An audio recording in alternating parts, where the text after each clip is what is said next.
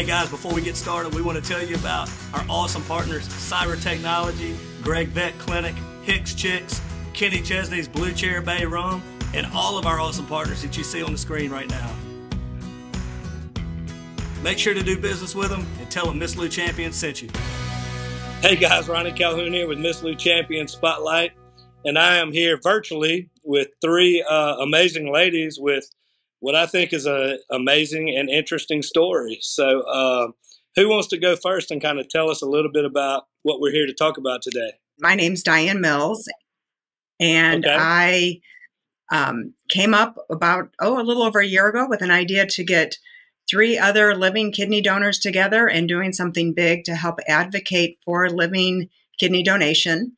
And we are all cyclists, so we decided to ride the entire Natchez Trace.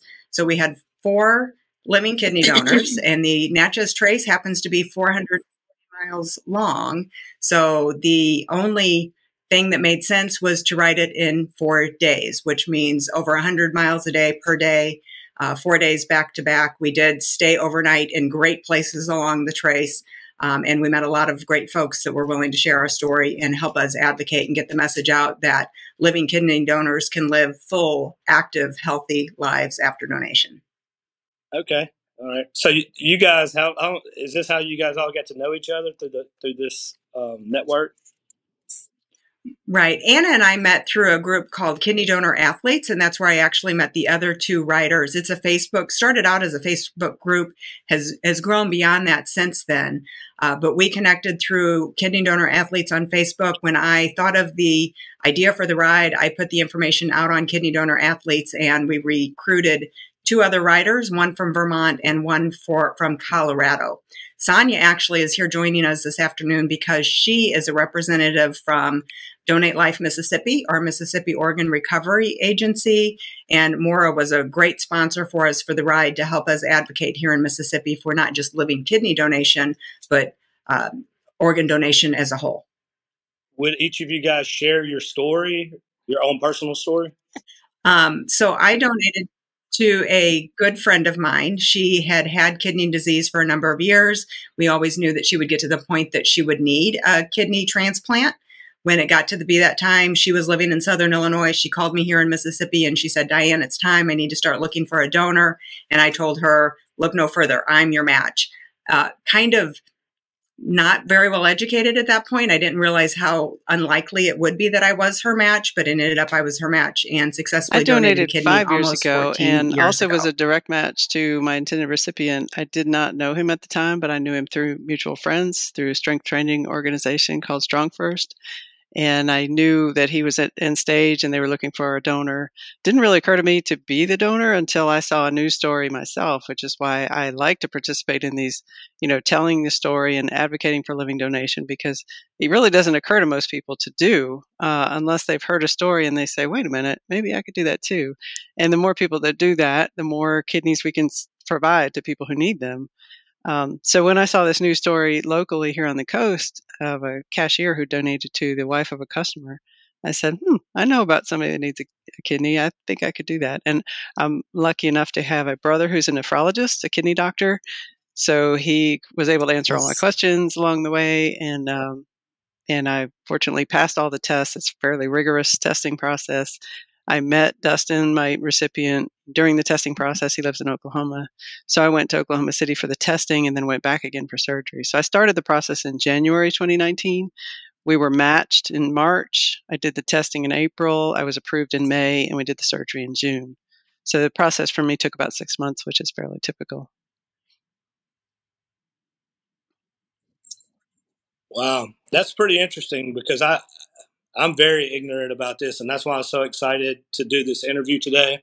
I've got the organ donor on my license and all that, but I've never really thought a lot. I have a buddy here in town who gave a kidney to his father a few years ago.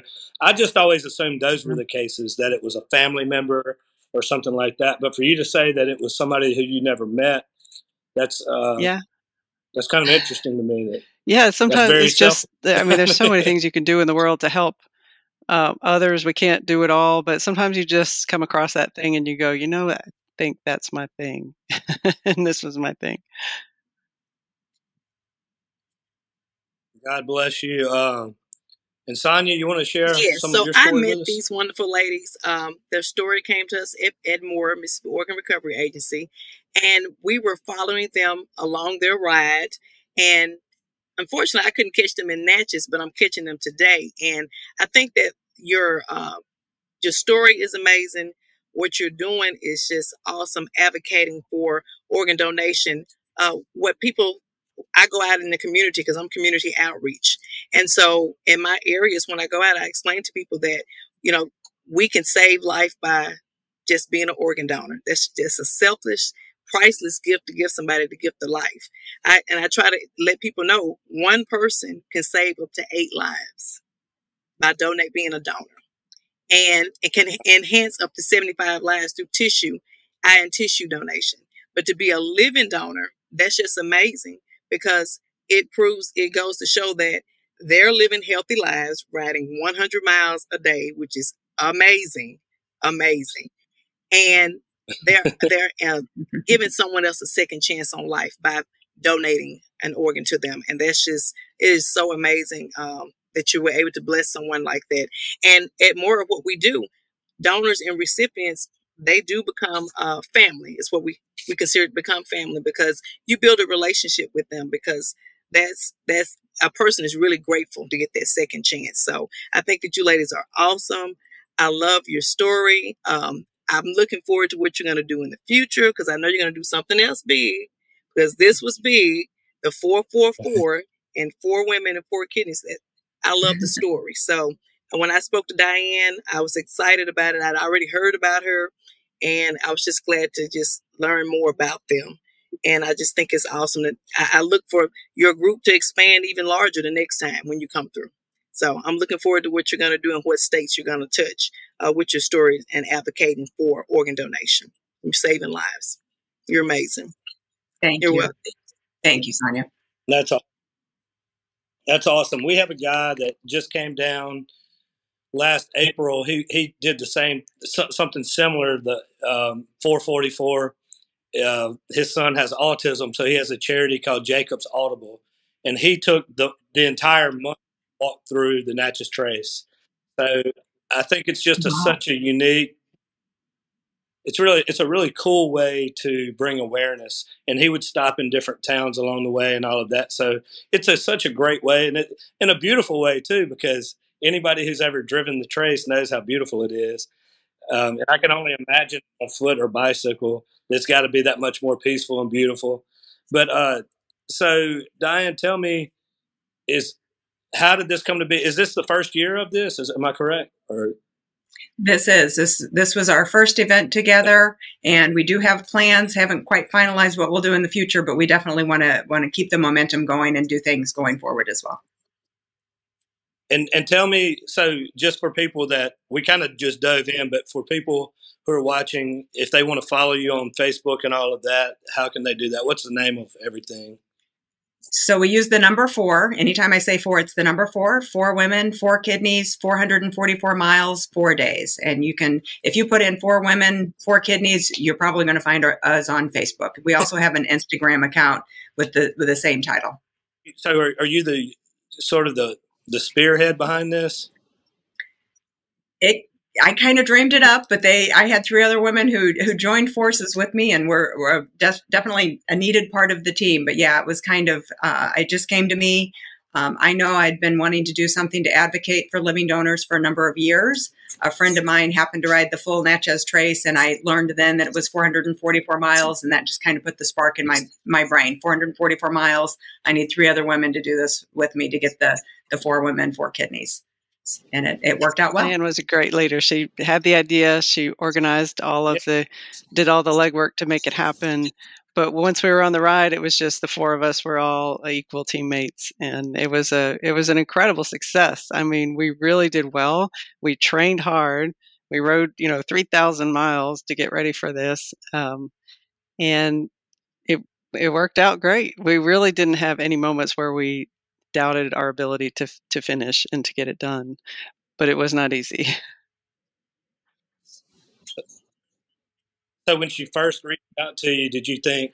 I Be thought it honest was here. Did you think she was challenging a but little crazy? doable. We had a number of people that expressed interest that they thought they could do it, and then they had doubts and backed out. So we ended up with a team that was pretty confident that we could do it. We came from varied backgrounds. With one from Colorado was really good at hills. I'm a flatlander here on the coast. I am not good at hills, but we had the team to pull it off. So tell me a little bit about you guys. Let's kind of walk through just the chronological order of how this happened. So you're talking about training. What was the training like for this? How long was it? You said, 3,000 miles. And did you that's say about what I had to 3,000 do. I've been a miles? cyclist for 16 years.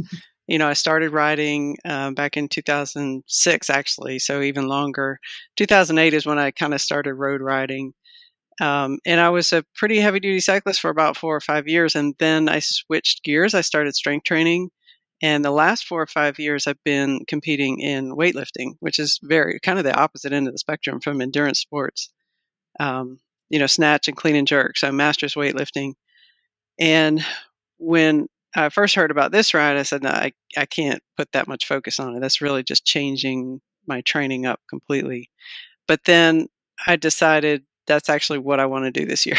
So I did change up my training completely. I didn't stop weightlifting entirely, but scaled way back on it. I have a coach that programs for me. And fortunately, he also knows endurance sports. So he was able to sort of guide my efforts to where I didn't completely lose the ability to do strength work and power. So I do work with barbell, kettlebell, but I was able to ramp up my training, my bike riding to where instead of just a 25, 30 mile ride per week, I would do 2 rides per week and then 3 rides per week. So I got up to 100 miles a week and then 150 and then 250. And then my longest training week was 333 miles. And that was 2 weeks before the event. And then was able to do the 444 for the Natchez Trace.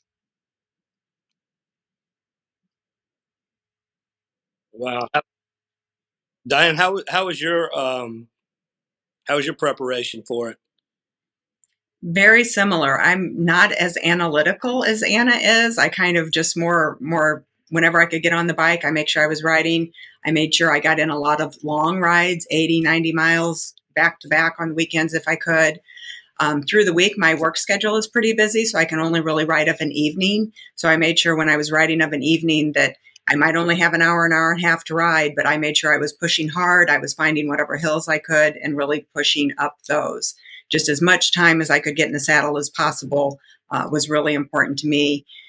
Something else I had to really consider with training is making sure I figured out how to hydrate and fuel while I'm on the bike. If you're on the bike 7 or 8 hours a day, you've got to figure out how are you getting some hydration in, what works, what doesn't upset your stomach, what can you eat while you're riding that doesn't upset your stomach. So part of my training was also figuring all of that out. But I think all 4 riders, like Anna said, we really dialed it in, did a good job, and the ride itself just ended up being amazing. I was surprised that I was never really that uncomfortable riding. A couple of times after you got off and had a little bit of lunch, when you got back on the bike, it was a little uncomfortable for the first minute or two, but really quickly we fell into a rhythm and just kept going. And it was really, really remarkable that our bodies could respond to what we were asking them to do so well. Yeah, it is. It's amazing what we can do when we put our minds to it. So you guys train in different places. You meet right there in Nashville, right beside the little restaurant right there. And we had a lasagna dinner up there before you got on the road? before we left. My aunt and uncle live up there, so the night before. That's right. Yes, we did. You could definitely carb load there, can't you? So you take off down the trace. Let's talk about that experience and whatever started in the rain. Story that you want to tell. It was raining Tuesday morning when we started, but we had a schedule to get to, so we started anyway. And that first day, the first part of the trace up in Tennessee is very hilly, so there were a little bit scary moments going on, like steep, long descents with like pelting rain and wind, and the pavement's wet, and so it was a bit more than we had expected that first day, but it kind of got us into, if we can do this, we can do anything.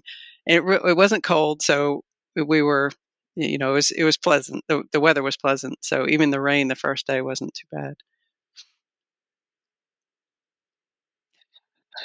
You guys would have lost me at that big bridge. There's like, a huge bridge about 5 miles in. It's beautiful. I'm very scared of heights. I don't even like driving across that thing. So, so Diane, kind of take us from there, where she kind of got us down the trace a little bit, kind of. So now we're a little bit into the ride. Tell us kind of where it goes from there. Right. So for the first day was Tuesday. It rained on and off on us most of the day Tuesday. The Nashville portion of the trace, which is, I think, a little over 100 miles, or the Tennessee portion, is absolutely beautiful.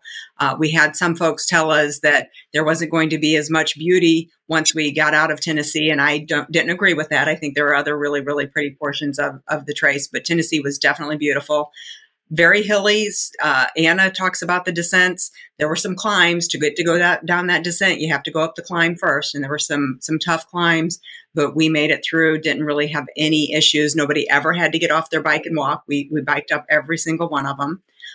We completed the first day, rode right over into the Alabama line, and had a beautiful stay in a local bed and breakfast right there near the trace. So that was great. We enjoyed that night, kind of getting to know each other a little bit more that evening, because we'd really just met that morning, and had been riding, not really able to talk or visit while we're on the bike. Enjoyed our overnight Tuesday in Alabama. There's only 33 miles of the trace in Alabama, so we were up and moving on Wednesday. Didn't spend a lot of time in Alabama. Enjoyed that portion of the trace as well.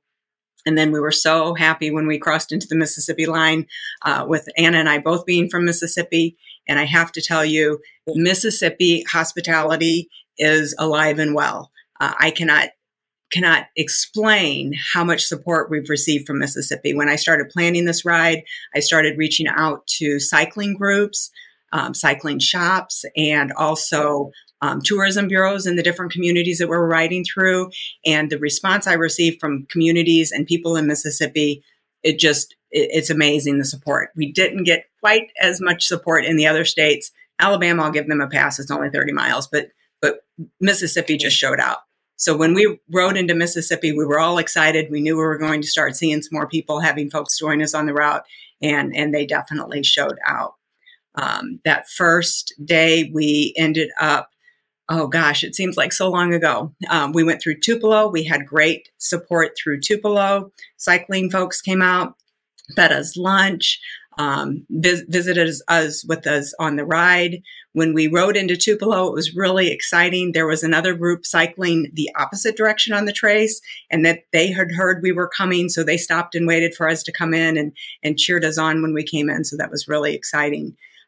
Tupelo, riding around Tupelo was a little bit busier. If anybody's cycling the trace, the vast majority of the Natchez Trace is great for bicycling. There are two areas where you kind of have to watch for traffic, and Tupelo and Jackson are those two areas. We didn't have any trouble, but we could definitely see the busier traffic. We overnighted that next night in Houston, Mississippi. Another cute little, it's a little bed and breakfast near the trace that caters to cyclists. We had a family of a man who is needing a kidney join us for dinner that night and provide dinner for us that evening. So that was wonderful to get to meet them, hear their story, and just spend an evening getting to know some other folks in the community. Third day, we headed out. We went through Kosciuszko for lunch, enjoyed our stop in Kosciuszko, and then we ended day 3 in Ridgeland, Mississippi. It was great. You ride along the trace. You see the reservoir right there. It's I think some of the most beautiful part of the trace. We really enjoyed that area.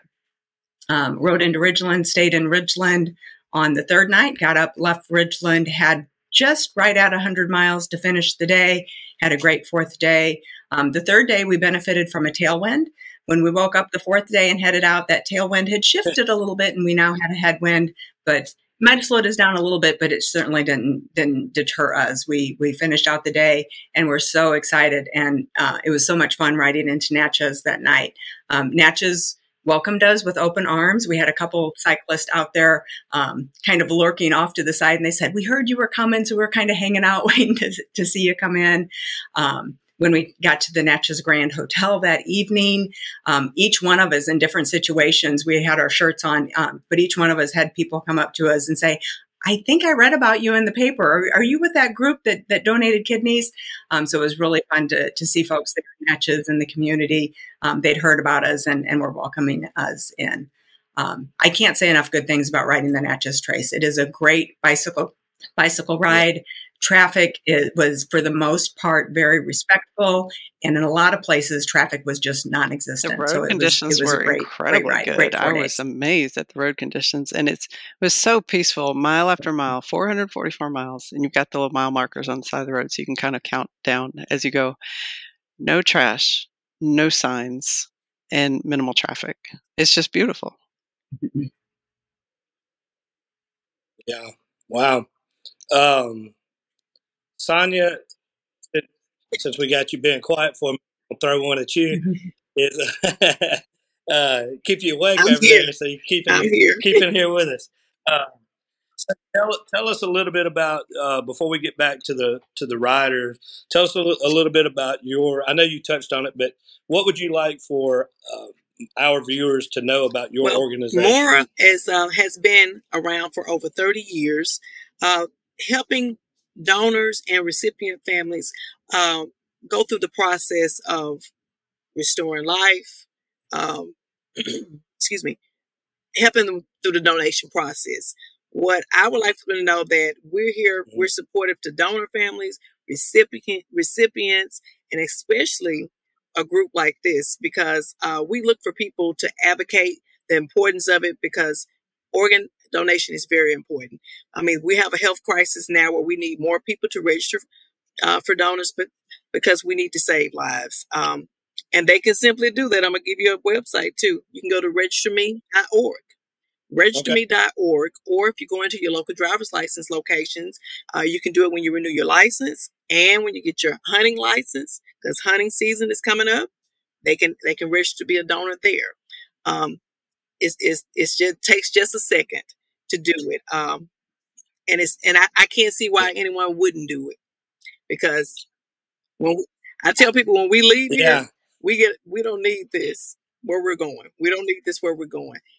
Bless someone else, enhance someone else's life, save someone else's life. So we're really passionate about that at Mora, and that's our mission, to improve and enhance life through organ, eye, and tissue donation. So we really, I mean, this is an amazing story.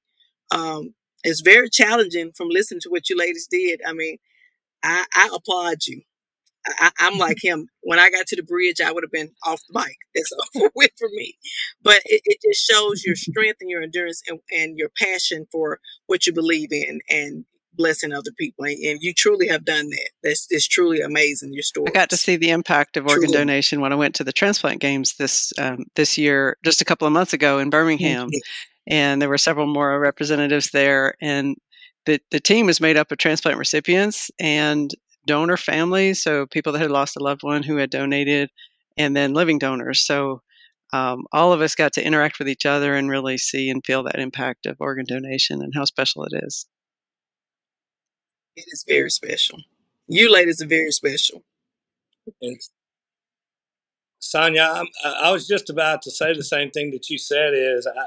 I've always said, why wouldn't you I mean, now the living donors, that takes so much more courage, but the easiest decision is to just say, hey, you can have it when I'm done. You know what I mean? You guys that have done this as a living donor, I mean, you're true heroes.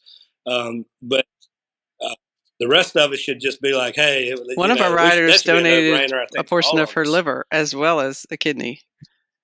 And the liver donation is even more involved, wow. And it probably a tougher thing, although the liver does grow back and the kidney does not. So we just live with one kidney now. But one kidney is plenty. We still have plenty of extra capacity in one kidney.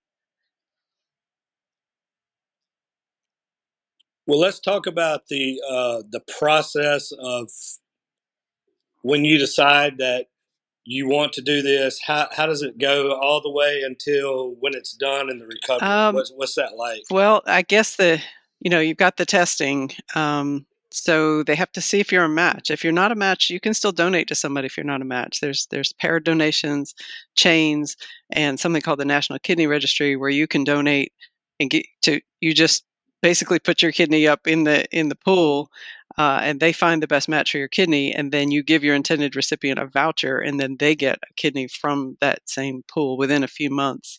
So there's lots of ways to donate. But once you're approved, and they have to make sure that you're healthy enough, that you'll be healthy enough with one kidney, and that your kidney itself is able to be transplanted to somebody else. So lots of in-depth testing there for the kidney. It's the kidney, your body as a whole.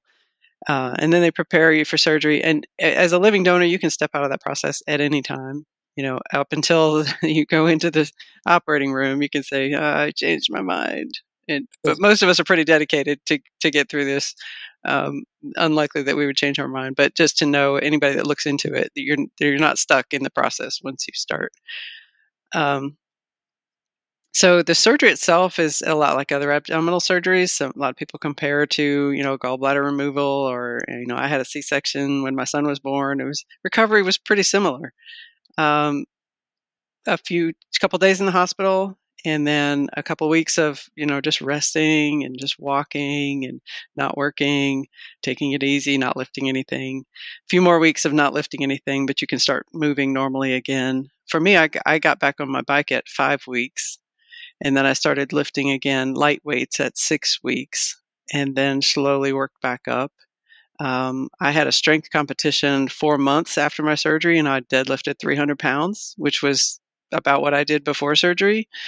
And I also did a metric century on the bike just 3 months after surgery. So I recovered very well and pretty quickly. I think the key for me was really taking it easy for those first couple of weeks. I had a family that hosted me up in Oklahoma City, and I was able to just relax and really let my body kind of absorb that stress and recover, and then just slowly build back up.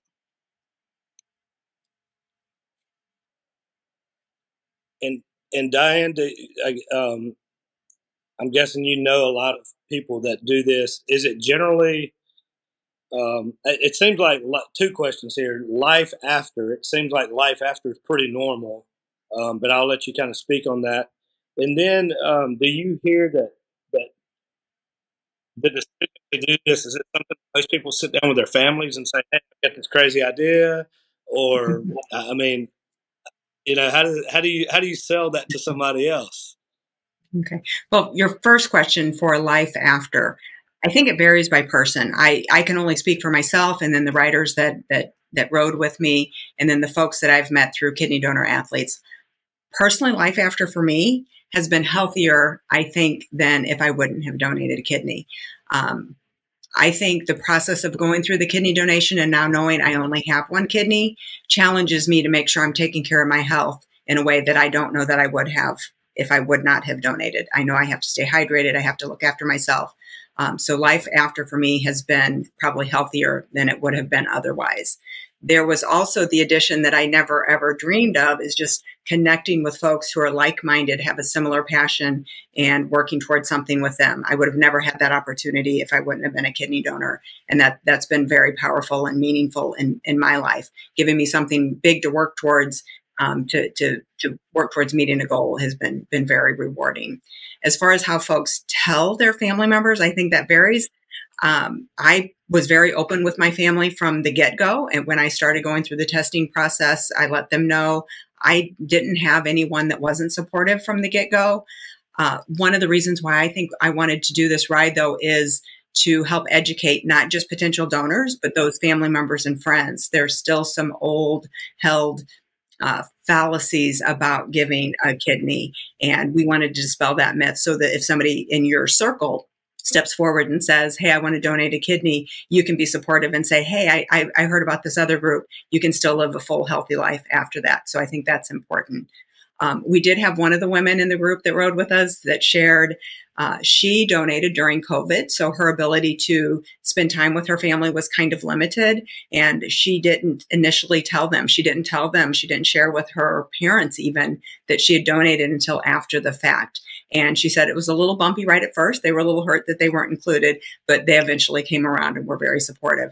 And probably that they could see that she was living healthy. She was still active and doing the things that she had done beforehand, proved to them that it was okay for her to give a kidney and that she would still live a full healthy life. And just to follow up, you said some of the old fallacies that people think and everything. Do you want to share a couple of those? That because I'm learning here today too. I'm very, like I said at the beginning, I'm very ignorant in this topic. Right. So I gave almost 14 years ago, and I had assumed maybe some of the things that people asked me about 14 years ago had kind of been dispelled, those myths. But during this ride, I still heard some of the same things. One of the first ones is that folks think that the surgery to give a donor, to give the kidney is more serious of a surgery and harder for the donor than it is for the recipient. That wasn't my case 14 years ago, and I don't think it's certainly the case as we progress with medical advancements today. I think the surgery for the donor is really not very invasive. Mine was done laparoscopically, so I have very small incisions, and they didn't have to make a big incision for the surgery. So it's a fallacy to me that the surgery is more serious for the donor than it is for the recipient. And then I think the other big fallacy that I just haven't experienced is that you're not as active or as healthy. You can't do as much after surgery. That there's a lot of fatigue or things associated with life after donation, and that's just not been the case with me. I think sometimes folks write off other things that are going on. We're getting older as we age. I couldn't do what I did 20 years ago, but I don't think it's because I gave a kidney. I think it's because I'm 20 years older than I was 20 years ago, and just our bodies change and life changes. But I don't think it's a direct result of giving a kidney in any way, shape, or form. I'll agree with that. I think it's a lot to do with when you have a surgery or anything that takes your ability to do things down a few notches. You have to build back up. But I'll also add that some people do have real complications. I mean, it's not risk-free. It's fairly safe. But any abdominal surgery is major, and it does come with risk, and there are people that have complications. So just something to be aware of, and something that anybody having any surgery should, be an informed participant and understand and learn about all these things that can happen.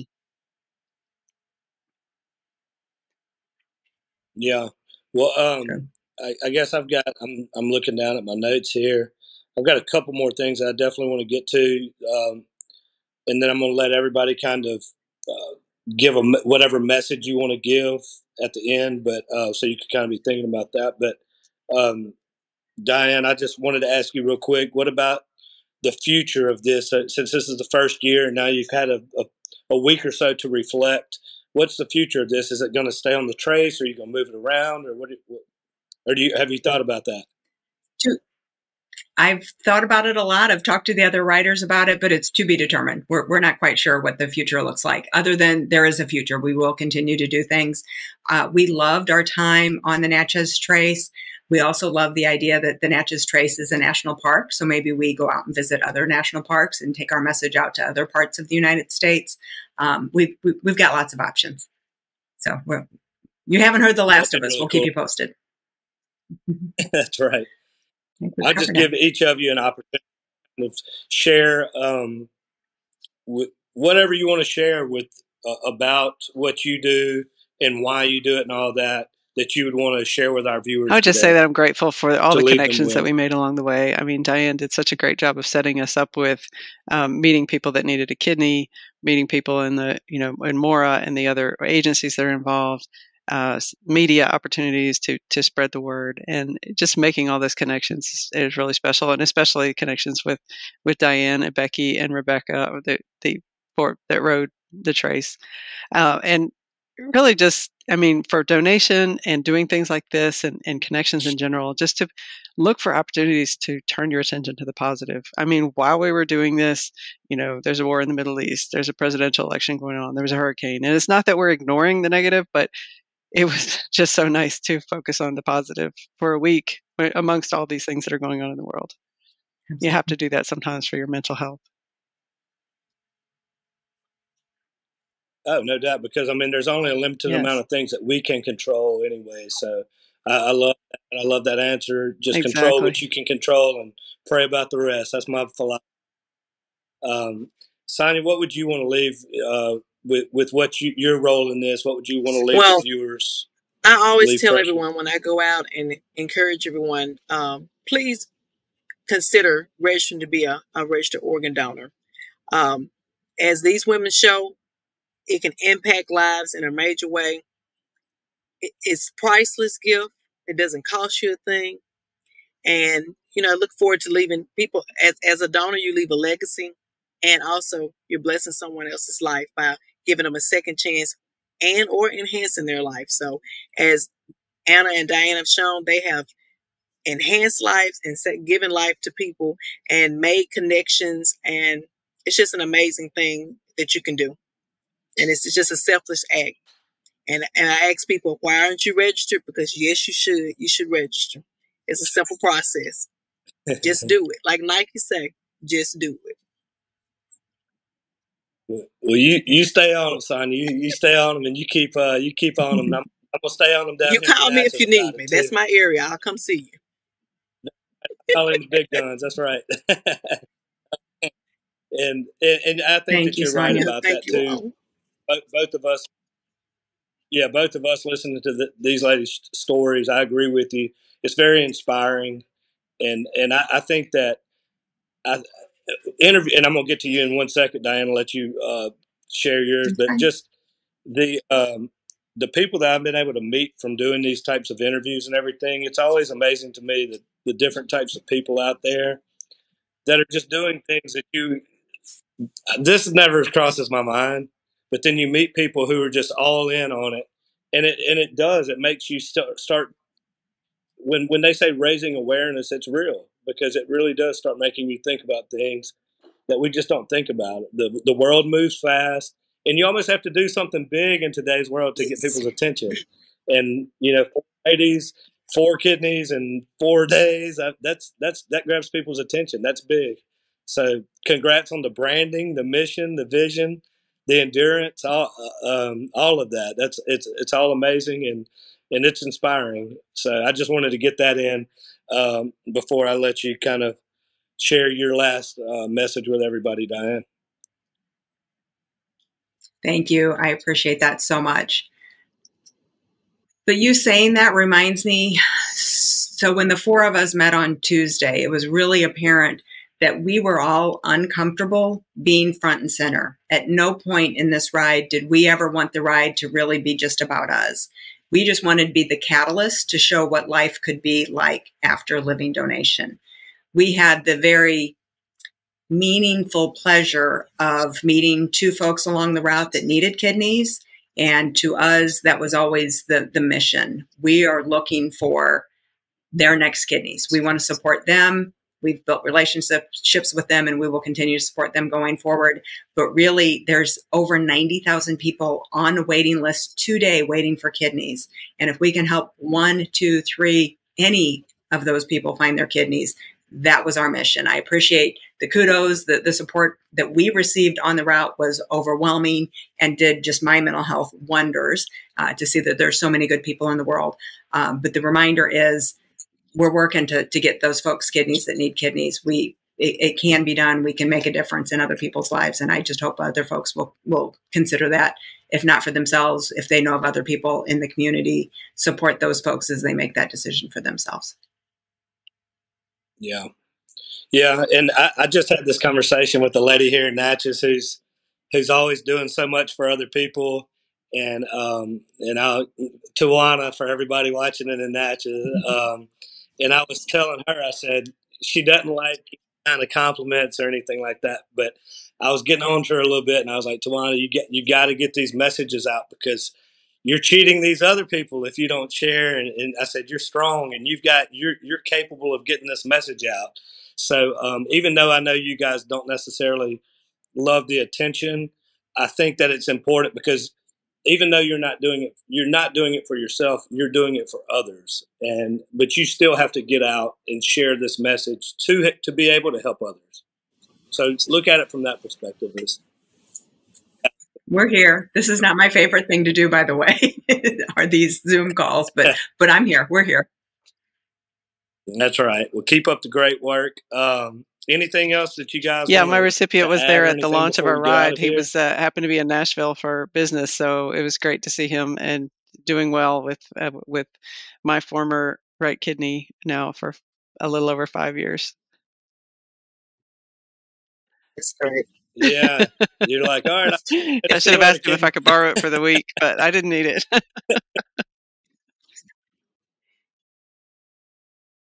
It was fun seeing Anna with her recipient, knowing that they didn't know each other before surgery. What was it, 5 years ago that you had surgery? They look like they had been best friends for decades, like just their comfort level, just who they were, in their friendship. It was so endearing to see and just surprising that, wow, you've only been friends for 5 years. You look like you've known each other your entire life. So that bond that they have through donation is I think, really special and pretty unique. Yeah. And I was happy for her. That's pretty awesome. Yeah, I mean, just this whole talk today. It's been a long week, and this is a Friday afternoon, and this is good medicine going into the weekend. It's it gives me a whole new perspective on a lot of things. Hearing people that like you guys, and it's an honor to have you on our show. And our show is called Miss Lou Champion Spotlight. So we spotlight champions. So this interview certainly qualifies as champions for sure. So we just want to thank you guys for being on the show. Thank you for everything that you do. Thank all the viewers out there for watching this. I encourage you guys to consider what they're saying and consider their message. Worst case, educate ourselves a little bit more on it and decide if it's for you or not. But as Sonia said, there's no reason not to. After we're gone, there's no reason. But so thank you to all of our viewers out there. Thank you to all of our partners who help make these interviews possible, because without our partners, we can't do what we do. Just want to say God bless everybody out there. And as always, have a champion day.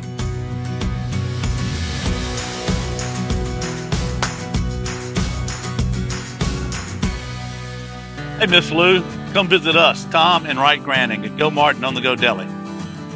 Go Mart has clean restrooms, community coffee, an awesome beer cave, and a great selection of anything you may need.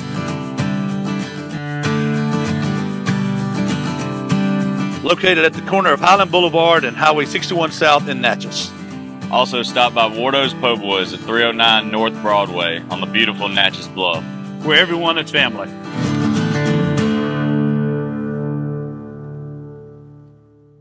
Guys, Ronnie and Shannon here with Miss Lou Champion Spotlight. And we're here at our amazing partners, Gregg Veterinary Hospital. Gregg Veterinary Hospital has been providing comprehensive, reliable, cutting-edge veterinary services to pets in the Miss Lou since 2002. They welcome pets of all shapes and sizes who are in need of emergency treatment or who require routine medical, surgical, and dental care. Dr. Gregg and his team offer a long list of services, including in-house laboratory diagnostics, digital x-ray, soft tissue, orthopedic surgery, dental care, extractions, laser surgery, laser therapy, preventative health, and wellness plans. And if you need grooming and boarding services, they do that too. So call Gregg Vet today.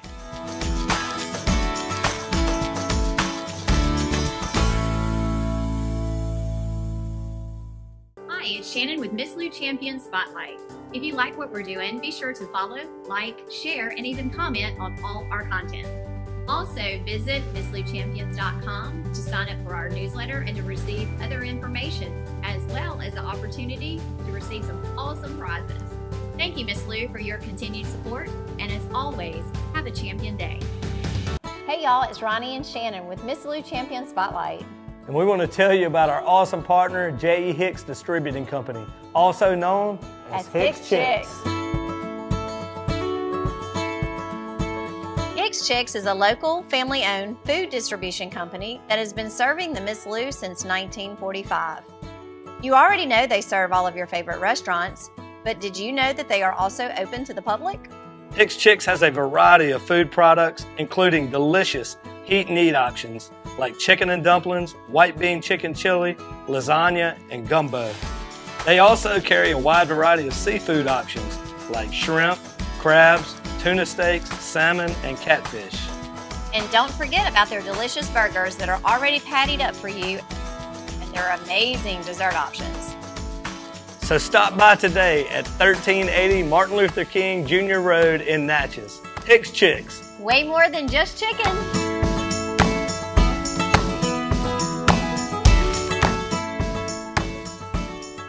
Hey guys, Ronnie Calhoun here with Miss Lou Champion Spotlight, and I want to tell you about our awesome partners, Wardo's Po' Boys. Wardo's was created in honor of Alan Ward Granning III, fondly known by family and friends as Wardo. In 2019, the oldest brother of the tribe passed away unexpectedly. His remaining siblings and loved ones wanted to honor his memory in a special way. In 2022, Ward's family decided to combine the need for a sandwich shop in downtown Natchez with a desire to pay tribute to Ward's love of good friends, good times, and great food. Through blood, sweat, tears, and countless hours of hard work, Wardo's was born.